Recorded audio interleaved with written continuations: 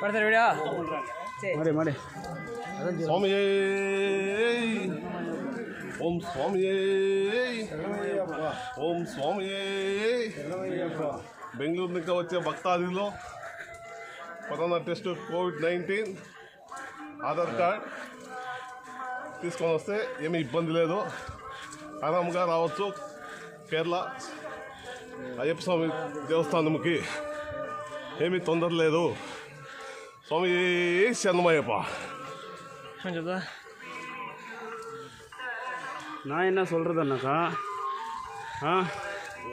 ஐயப்பா யார் ஆசைப்படுறாரோ அவர் மட்டும் தான் கோயில் இருக்குது வர்றதுக்கு முடியும். எல்லார் கையில் வர்றதுக்கு ஆகிறதில்லை. அவர் நினச்சாதான் இங்கே வர முடியும், இல்லைன்னா ஆகாது.